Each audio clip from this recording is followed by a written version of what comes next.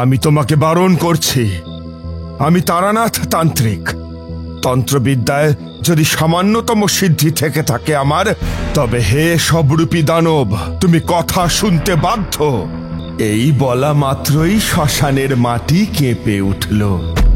চারপাশের দৃশ্য থমকে দাঁড়িয়ে প্রহর গুনতে লাগলো। শ্মশান লাগোয়া ছোট খাল, তার জলে আর কোনো শব্দ নেই। চারপাশে ভিড় করা প্রেত মূর্তি নাচ থামিয়েছে। এবার দানব আমার দিকে মৃত চোখ ফিরিয়ে বলল, তুই আমাকে বাধা দিচ্ছিস কেন? এ পাপী সাধনার নিয়ম না জেনেই আমার দেহ কলুষিত করেছে। আমি একে ছাড়ব না। শান্ত হও। আমি জানি এ ভুল করেছে, কিন্তু বিশ্বাস করো, যা করেছে সবটাই না জেনে করেছে। নয়তো কেউ কখনো ধনী হওয়ার জন্য নিজের বাবা এবং ভাইকে খুন করে, সেই সঙ্গে তাদেরই সব দেহের উপর বসে সাধনা করে বড়লোক হওয়ার চেষ্টা করে। সব সাধনার আসল কথাই তো ওর অজানা। সেই কথাটা কি? কথাটা হলো, উপযুক্ত লগ্নে জাগ্রত শ্মশানে ভয়াল পরিবেশের মধ্যে একটি সব দেহের পিঠে বজ্রাসনে উপবেশন করতে হয়।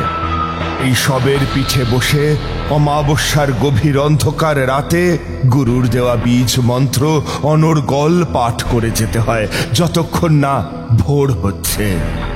এর মধ্যে অসংখ্য বাধা পড়বে, পিশাচ লোক, প্রেত লোক এবং হাকিনীদের। অন্ধকার রাজ্য থেকে প্রাণঘাতী আতঙ্ক ধেয়ে আসে শ্মশানের ভূমিতে, সাধকের মনোযোগ বিঘ্নিত করার উদ্দেশ্য নিয়ে। ভয় পেলেই সর্বনাশ, সাধনা তো নষ্ট হবেই, আর ওইখানেই প্রাণটাও যাবে। এতক্ষণ যার পিঠের ওপর বসে যাকে ব্যবহার করে সাধনা করছিল সাধক, এবার সেই সবই উঠে সাধককে পিঠ থেকে ফেলে দিয়ে তার উপর চড়ে বসে। তারপর বিভৎসভাবে প্রতিশোধ নেয়। যেমন এই দানব প্রতিশোধ নিতে চাইছিল বলাই বেড়ার উপর।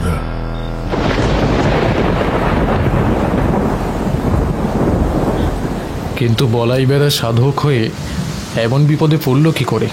না, বিপদে সে পড়তো না যদি সে সত্যি সাধক হতো। তার মানে সে কি সাধক নয়? না, সে এক দুষ্টু তান্ত্রিকের অবলম্বন করা পদ্ধতি মাত্র।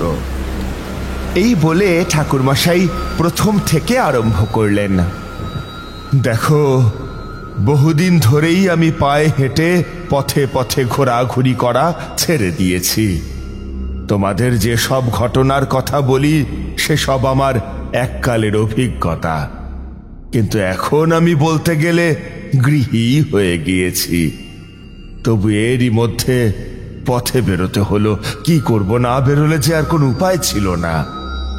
সন্ধেবেলা একা একা বসে আছি। সেই দিন ছিল বৃহস্পতিবার, নবান্নের উৎসব রবিবার। সেই দিন চারির শ্বশুর বাড়ি গিয়ে তোমাদের চারিকে নিয়ে আসব। একলাই বসে আছি, হঠাৎ দরজায় কেউ যেন টোকা দিল। আস্তে নয়, খুব জোরে। আহা, আসছি আসছি, দরজাটা ভেঙে যাবে যে। দরজা খুলে দিলাম,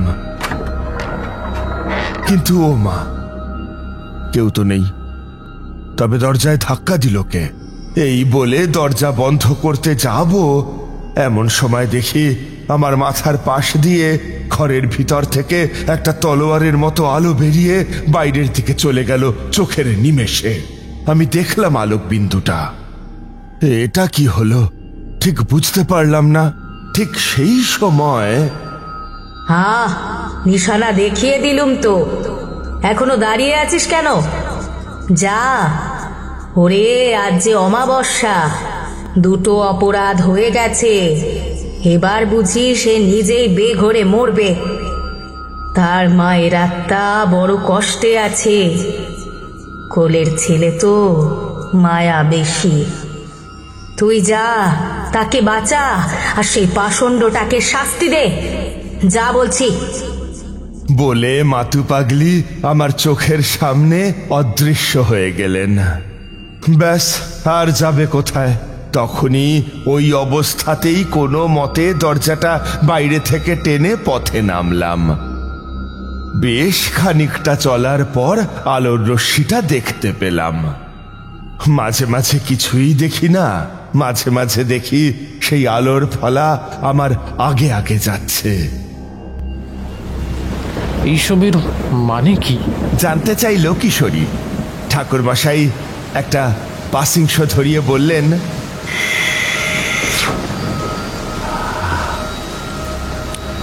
মানে আবার কি?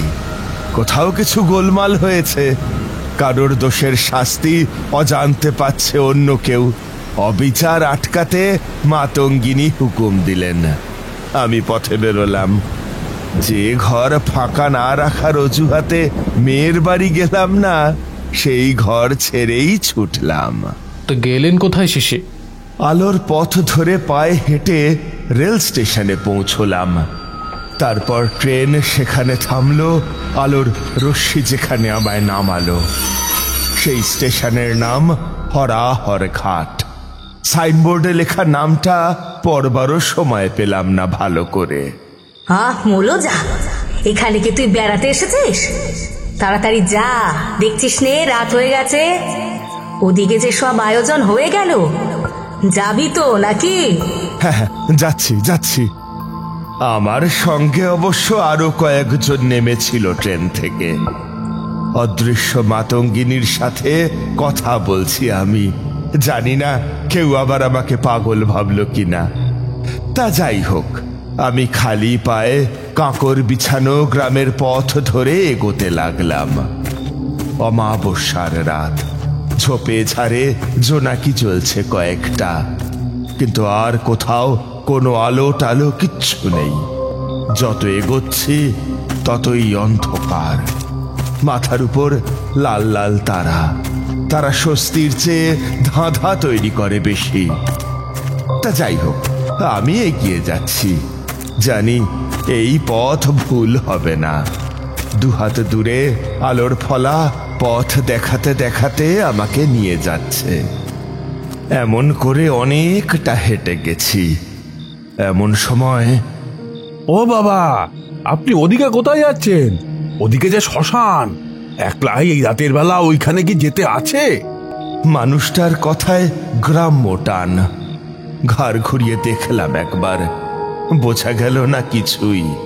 শুধু একটা লম্বাটে ছায়া, বোধহয় গ্রামবাসী। আমার ভালো চেয়ে সাবধান করলো। বললাম, আমি একটা কাজে যাচ্ছি, না গিয়ে কোনো উপায় নেই। বলে আরো জোরে হাঁটতে লাগলাম। শুনলাম পিছনে দাঁড়িয়ে সেই গ্রামবাসী বলছে, কাজ? শ্মশান ঘাটে কাজ?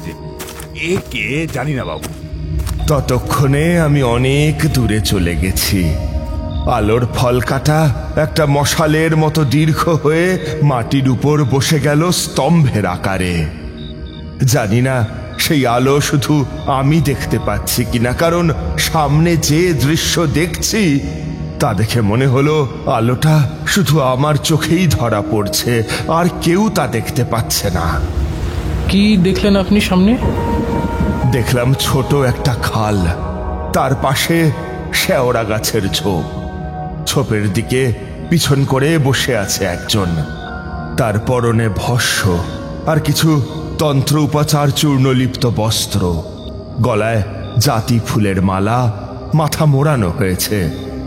এক যুবক বসে কি যেন কাজ করছে। আমি পায়ে পায়ে এগিয়ে গেলাম, আর গিয়েই দেখলাম, এ কি কাণ্ড! আপনি সব দেহের শুদ্ধিকরণ ক্রিয়া করেননি? যদিও প্রশ্ন করার কোনো দরকার ছিল না, কারণ দেহটা দেখেই আমি বুঝতে পেরেছি যে ক্রিয়াটি করা হয়নি। করলে সব দেহের চারপাশে এমন মাছির দল উড়ত না। আমার গলার শব্দ শুনে সেই যুবক হাতের কাজ থামালো। বলল, আপনি কে? হ্যাঁ, কেন এসেছেন এখানে? চলে যান। আমি খুব ভয়ঙ্কর সাধনা করছি। এখানে আর কেউ থাকলে তার বিপদ হবে। চুপ করো, সাধনার কতটুকু জানো তুমি? গোড়াতেই তো ভুল করে বসে আছো। এই ভুলের ফল কি হবে জানো? চরম বিপদ, তোমার মৃত্যু হবে। ধমকে বলে উঠলাম আমি। হেসে উঠল সে, বলল, মৃত্যু মৃত্যু তো হয়েছে আমার মায়ের, আর তার হয়েছে বিনা চিকিৎসায়। বাবা আর দাদা লোকের দৌড়ে দৌড়ে ঘুরেছে। আমি রায়বাড়ি থেকে সোনার গয়না চুরি করেছি, কিন্তু শেখরা তা নেয়নি, ধরিয়ে দিয়েছে আমায়। তারপর তারা আমায় সবার সামনে অপমান করেছে, মারধর পর্যন্ত করেছে। আমার মাটা ওষুধ না পেয়ে মরে গেল। আর এখন আমি সাধনা করছি। এই সাধনায় সিদ্ধি পাবো। সিদ্ধি পেলেই রায়বাড়ির সব কটাকে বড় পুকুরে ডুবিয়ে মারবো, বেতাল পাঠিয়ে। এবার হাসি পেল আমার। বললাম, তুমি বেতাল পাঠাবে? জানো কি কিভাবে বেতালকে চালনা করতে হয়, তাকে জাগাতে হয় এবং ঘুম পাড়াতে হয়? ছেলের হাতের মোয়া নাকি যে খুশি বেতালকে নিয়ন্ত্রণ করবে, সিদ্ধও হবে? উঠে এসো, ওঠো বলছি, নয়তো মহা বিপদ হবে এক্ষুনি। কথাটা বলতেই হলো, কারণ ততক্ষণে সেই সব দেহের মধ্যে পৈশাচিক সারা জাগতে শুরু করে দিয়েছে। কি হলো, তুমি শুনতে পারছো না আমার কথা? উঠবে নাকি জোর করে তুলতে হবে? বলে সে কিছু বলার আগেই তার হাতটা ধরে আমি তাকে তুলতে যাব, এমন সময় বিপদ হলো। সে নিজেই আমায় ঠেলে সরিয়ে দিল পিছনে। পাগলের মতো বলল, বুঝেছি, সিদ্ধির লোভে এসেছ না? সাধনা করব আমি আর সিদ্ধির ভাগ পাবে তুমি। হ্যাঁ, জানি জানি জানি, এই সাধনায় অনেক সুযোগ সন্ধানী সাধকের পাল্লায় পড়তে হয়, যারা পরিশ্রম না করে নবাগত সাধকের সিদ্ধি দখল করে নিতে চায়। কিন্তু আমি অত বোকা নই। হ্যাঁ, দূরে যাও, দূরে যাও, আমার জবে বসার সময় হয়েছে, দূরে যাও। তার এই কথাটা শেষ হতে না হতেই দূরে একটা শ্মশানের কোণ থেকে ডেকে উঠল একটা শেয়াল।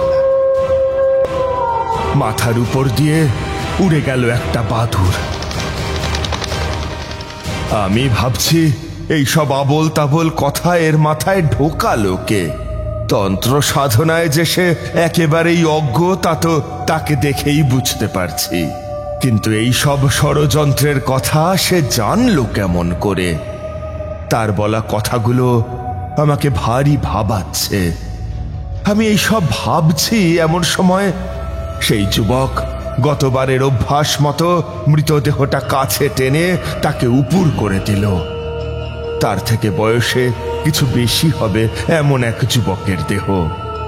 তাকে স্নান করানো হয়েছে, কিন্তু তার চারপাশে সুরক্ষা গণ্ডি পর্যন্ত কাটা হয়নি। এটাই বিপদ। যা হোক, সব দেহের পিঠের উপর চড়ে বসল সে। তারপর দুহাতের কর এক করে চোখ বুঝল। তুমি বুঝতে পারছো না কত বড় ক্ষতি হবে তোমার। এখনো সময় আছে, ও জব থামাও। তোমার মা কষ্টে আছেন, মৃত্যুর পরও তিনি তোমার চিন্তায় কষ্ট পাচ্ছেন। উঠে এসো, আমি তোমায় এই সব সাধনার মূল তথ্য বিস্তারিতভাবে জানাবো। তারপর শিখিয়ে দেব আসল প্রক্রিয়া। এই পথ ভুল, ইচ্ছে করে এ পথে তোমায় কেউ পাঠিয়েছে। উঠে এসো, উঠে এসো বলছি। আমি অনুনয় বিনয় করছি, কারণ তখন ওটা করা ছাড়া আমার আর অন্য কোনো উপায় নেই। যে সব দেহের উপর সাধনা করবে বলে সাধক তার সৎকার না করে তাকে তার নিজের সাধনার প্রয়োজনে ব্যবহার করছে, তাতে সাধকের উপর সবের রাগ হওয়া স্বাভাবিক। নিতান্তই বিপদ। আর সব দেহ ভর করা পিশাচ এখন তার কাল। এর মধ্যে আমার ভূমিকা কমই, কারণ একজন দোষী আর একজন প্রতিশোধ নিতে চায়। কিন্তু আমারও তো করণীয় আছে নিশ্চয়ই, তা না হলে আমি এখানে এলাম কেন? কি আর করি, যার ডাকে এসেছি তাকেই ডাকলাম এবার। মাগো, তুমি একবার এসো। কিন্তু মাতঙ্গিনী এলেন না। সে তো এমনই, যখন ইচ্ছে প্রকট হন, আবার যখন ইচ্ছে আত্মগোপন করেন। মনে মনে রাগ হলো ওনার প্রতি, কিন্তু তখন আমার যে রাগ করারও সময় নেই। সব তাকে আক্রমণ করে ফেলেছে। খালের প্রায় কিনারে গিয়ে পৌঁছেছে যুবকটি। সে যদি একবার জলের মধ্যে পড়ে যায় তবে আর তার নিস্তার নেই। এরই মধ্যে খালের জলে ভেসে উঠেছে জল ডাকিনীর ছায়া। সে যদি জলে পড়ে তাহলে ডাকিনী এক্ষুনি তাকে নিয়ে তলিয়ে যাবে জলের অতলে, আর বাঁচবে না সে। সবরূপী দানব এবার আর এক পা এগোনোর আগেই গর্জে উঠলাম আমি বলছি, তুমি পিছু হেঁটে সরে যাও, এ আমার সাধনার দিব্যি। কিন্তু এ কি তোমার ন্যায্য কথা হলো? তা যে হয়নি তা আমিও জানি, কিন্তু তা তো আর তখন বলতে পারি না। বললাম, আমার ন্যায্য অন্যায্যের বিচার করার ভার তোমার নয়। তুমি এখন আমার কথা পালন করো, সরে যাও, যাও বলছি। না না, আমি যাব না। ওকে শাস্তি না দিয়ে আমি কোথাও যাব না। কি হবে? আমারই হলো পরলোক দুই অন্ধকার হয়ে গেছে এর জন্য। মাত্র 27 বছর বয়সে পৃথিবীর মায়া কাটাতে হলো। অপঘাতে মরেছি তো, অপঘাতে। আমার মুক্তি হবে না। নিজের ভাই হয়ে ছি ছি ছি ছি ছি, ও বাবাকেও। জানি, আমি জানি সব। আমি আন্দাজ করতে পারি এই কাজ ওর নয়, ওকে দিয়ে করানো হয়েছে। এখন তুমি ওকে রেহাই দাও। না, আমি এই কথা শুনবো না। ওকে অপঘাতে মেরে তারপরে আমি যাব। বলে সেই দেহ সেখানেই দাঁড়িয়ে রইল। এগোতে সে পারবে না, আমি নিষেধ করেছি তাই। কিন্তু পিছোতেও নারাজ। এমন সময় আমি পিশাচ বিতরণী মন্ত্র পাঠ আরম্ভ করলাম।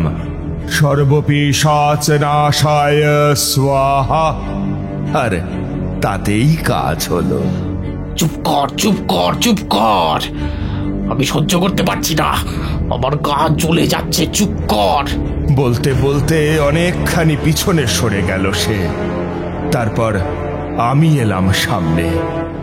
অদৃশ্য একটা সুরক্ষা বলয় তৈরি করে তার মধ্যে টেনে এনে বসালাম যুবকটিকে। নয়তো দৃশ্য দেখে বিহ্বল হয়ে সে এবার খালের জলেই পড়ে যেত।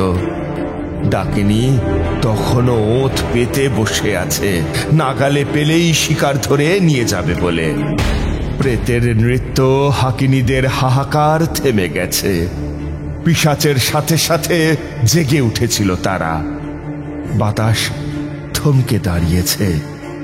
এইবার আমি বললাম, বলো, কার প্ররোচনায় তুমি এই কাজ করেছ? কথা বলতে পারছে না সে, ক্রমাগত হেঁচকি উঠছে তার। চল চল চল, জল জল দেবে, জল। জল তো এখানে নেই, এখন কি হবে? ঠিক এই সময়ে কয়েক ফোঁটা বৃষ্টি গড়িয়ে পড়ল আকাশ থেকে। কিন্তু বিশ্বাস করো, সে বৃষ্টি কেবল যুবকটির মাথার উপর, আর কোথাও এক ফোঁটাও জল নেই। তাকে বললাম, অঞ্জলি ধরে জল খাও, এ নিশ্চয়ই তোমার মায়ের আশীর্বাদ। সে যন্ত্রের মতো আমার আদেশ পালন করল। তারপরে একটু ধাতস্থ হয়ে বলল, আমার বাবা আর দাদা রাহেতের মুদিখানার যে বড় দোকান আছে, সেই দোকানে মালপত্র গোছগাছ করার কাজ করত। আমার মায়ের যখন হঠাৎ যক্ষা হলো, অনেক টাকার দরকার চিকিৎসা করার জন্য। বাবা রায়কর্তার কাছে ধার চাইলো, কিন্তু কর্তা দিল না। ধার দিলে শোধ করবে কি করে? মাইনে তো পাও মোটে 30টা টাকা, আর কর্জ করতে এসেছো 300 টাকা। আমি কি পাগল যে এতগুলো টাকা জলে দেব? দান যদি করতেই হয় তো ভিখারিকে করব, তাতে আমার পুণ্যি হবে। তোমায় দিতে যাব কোন দুঃখে? না না না না না, অত টাকা হবে না। 2-10 টাকা চাও তো দিতে পারি।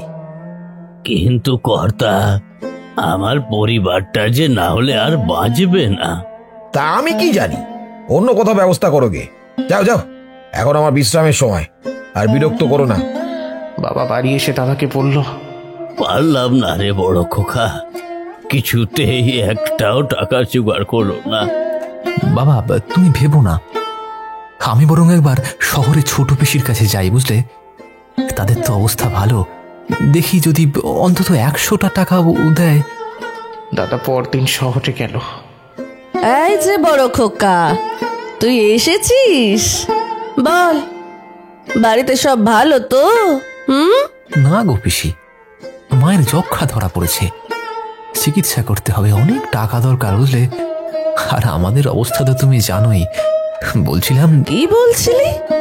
দেখ, টাকা পয়সা নেই বাবা, হ্যাঁ টাকা পয়সা নেই, বোনের বিয়ে, পিসামশাইয়েরও চাকরি বেশি দিন নেই। না রে, খুব খারাপ লাগছে। কি করব বল, কিন্তু টাকাটা না দিতে পারলাম না। ও কি আরে আরে একটু চা খা। না গো পিসি, এখন বেরোলেই ওই আধ ঘন্টার মধ্যেই একটা গাড়ি আছে। আচ্ছা তাহলে যা, কি আর বলবো। শোন, চিঠি দিস কেমন, মা কেমন থাকে না থাকে, চিঠি দিস। দাদা এসে দেওয়ালে মাথা ঠুকলো, বলল, কিছুই করার নেই আমাদের, মায়ের মরা উচিত। মা কথাটা শুনতে পেয়েছিল, খুব কেঁদে সে বলল, তোরা আর ছুটি ছুটি করিস না, কপালে যদি মরণ থাকে তবে আমি মরি। আমি তখন কালকের পান্তা ভাত খাচ্ছিলাম, উঠে এসে মাকে বললাম, তুমি এরকম কথা বলো না মা, তুমি না থাকলে আমার কি হবে বলো তো? তুমি জানো না যে আমি তোমায় ছাড়া একটা কাজ করতে পারি না, জানো তো।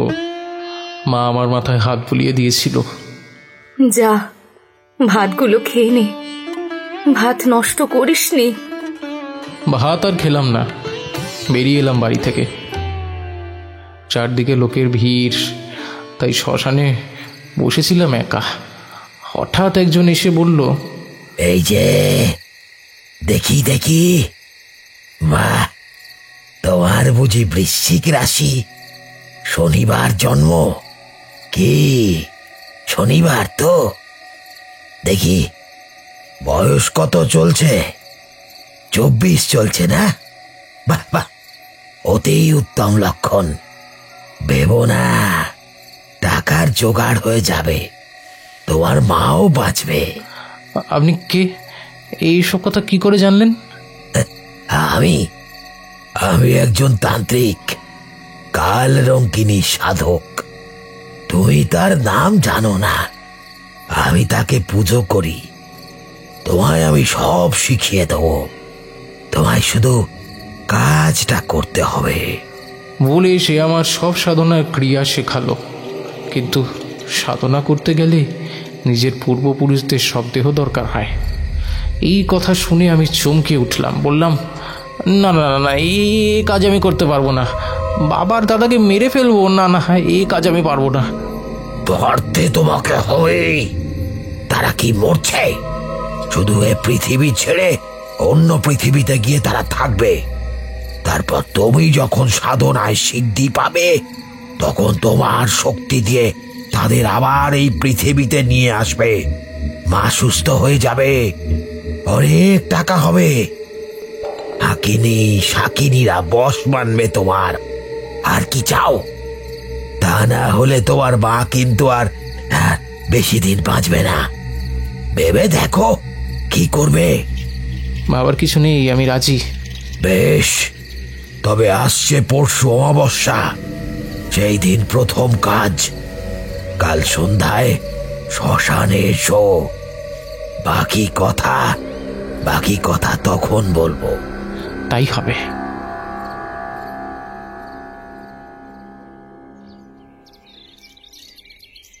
অমাবস্যার দিন সকালে দাদার শহরে গেল ওর এক বন্ধুর কারখানায় কাজ খুঁজতে। আমি বাড়িতে। বাবাকে আমি এরকম গাছের পাতা দেখাবো বলে ভর দুপুরবেলা শ্মশানে নিয়ে এলাম। তারপরে বুঝেছি, ওইভাবে আজও দাদাকে। সেই দিনই দাদা শহরে গিয়েছে। এইদিকে বাবাকেও সাধনা করে ঘরে ফিরে দেখি মা নেই। রাতে কবে ছিল মা? বলে বলাই হাউ হাউ করে কেঁদে ফেলল। দাদা এসে খবর পেল। একটা একটা মাস দাদা যেন কেমন পাগলের মতো হয়ে গিয়েছিল। আমি আজ ওকে এখানে আনতেই ও চলে এলো, কোনো প্রশ্ন করলো না। দাদা তুই এখানে বস, হ্যাঁ আমি একটু আসছি, যে জিনিসটা দেখাবো বললাম সেটা একটু আনতে যাচ্ছি। দাদা পিছন ফিরে বসলো, আর অমনি আমি তার গলাটা টিপে তাকে খুন করলাম। আর তারপরে কিন্তু এই সাধনা করে তুমি ধনী হতে না, আর তোমার বাবা বা দাদা কাউকেই ফিরিয়ে আনতে পারতে না, এটাই সত্যি। এ কাজ তোমায় দিয়ে যে করিয়েছে সে নিজে ঘুর পথে সিদ্ধি লাভের আশায় তোমার সরলতার ব্যবহার করেছে। এবার কি হবে? আমার যে আর কেউ রইল না। আমি এত বড় পাপ করলাম, মা কি আমার ক্ষমা করবে? মা যে তাকে ক্ষমা করেছেন, না করলে সে তেষ্টার সময় জল খেতে পেত না। না, এসব কথা তাকে আর বললাম না, শুধু বললাম ওসব কথা থাক। অনুশোচনা হলো তোমার পাপ ধোবার পথ। এখন ওই তান্ত্রিকের অপকর্মের শাস্তি দেওয়া দরকার। অমাবস্যা কাটতে বেশি বাকি নেই, ভোর হয়ে আসছে। বলে তাকে সুরক্ষা বলয়ের মধ্যে বসিয়ে রেখে এগিয়ে গেলাম সেই পিশাচের কাছে। তারপর তাকে বললাম, এবার আমি তোমায় চালনা করছি। জানি না তার নাম কি, সে কোথায় আছে, খুঁজে নাও তুমি। এই সাধনার কথা সে বলেছে যুবককে, যার মনে ছিল অশুদ্ধতা, অসাধু বাসনা, যে তোমার এই সবের জন্য দায়ী। তাকে গিয়ে কঠিন শাস্তি দাও, এই আমার আদেশ। যাও তুমি। বেশ, তাই যাচ্ছি। বলে পিশাচ সব দেহ মুক্ত হয়ে বাতাসে ভর করে ভেসে গেল একদিকে। সেই সঙ্গে স্তব্ধ হয়ে থাকা শ্মশানের পরিবেশ ধীরে ধীরে স্বাভাবিক হলো। তারপর কি হলো? তারপর আর কি, পরের দিন সকালে যুবকটিকে নিয়ে আমি এলাম মঠে লেনে। তার চিকিৎসার শুশ্রূষার দরকার ছিল, বড় মানসিক চাপ গেছে তো। কিন্তু ওই তান্ত্রিকের পিশাচের ব্যবস্থাটা হলো তো। যুবকটি 1 সপ্তাহ পর গ্রামে ফিরে গেল। তারপর সে একটা চিঠি দিল, তাতে লেখা, রায়বাড়ির কুলপুরোহিত নিজের শোবার ঘরের বিছানায় খাটের তলায় ঘাড় ভাঙা অবস্থায় মরে পড়েছিল। ঘরের দরজা জানলা সব বন্ধ ছিল, শুধু পাকা মেঝের মাঝখানে বিরাট একটা গর্ত। এমন কি করে হলো কেউ বলতে পারছে না। বুঝতে পারলাম 2 2 4 হয়েছে। পিশাচ মাটি খুঁড়ে আক্রমণ করেছে ওই ভণ্ড পুরোহিতকে। কিন্তু আজ আমি আর কিশোরী ঠাকুরমশাইয়ের বাড়ি এসেছি বহুদিন পর। কথায় কথায় ছেলেবেলার কথা উঠল। মায়ের হাতের রান্নার স্বাদ আজও মুখে লেগে আছে। মা না থাকলেও স্বাদটি এখনো আছে। ঠাকুরমশাই বললেন, মা এমনই জিনিস, কাছে থাকুন বা না থাকুন সন্তানদের চিন্তা করা ছাড়েন না কখনোই। একজন মা মৃত্যুর পর বিপথে যাওয়া সন্তানের জন্য মাতু পাগলির দ্বারস্থ হয়েছিলেন, আর মাতু পাগলি এসেছিলেন আমার কাছে।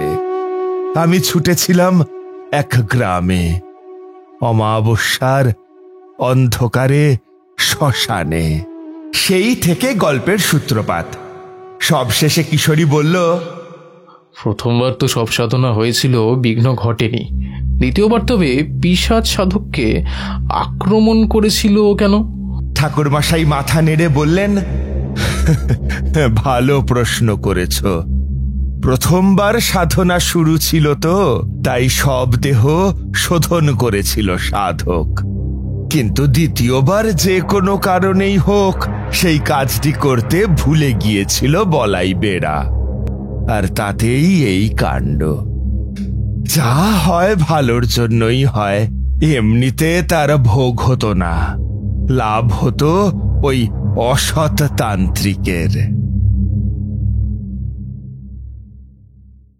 আমাদের এই গল্প যদি আপনাদের ভালো লেগে থাকে তাহলে অবশ্যই লাইক করবেন এবং শেয়ার করবেন। যারা চ্যানেলটিতে নতুন তারা অবশ্যই সাবস্ক্রাইব করুন। শুধু বেল আইকনটি টিপে নোটিফিকেশন অন করে দিন, যাতে আমাদের পরবর্তী কাজগুলোর খবর সবার আগে আপনার কাছে পৌঁছয়। ধন্যবাদ।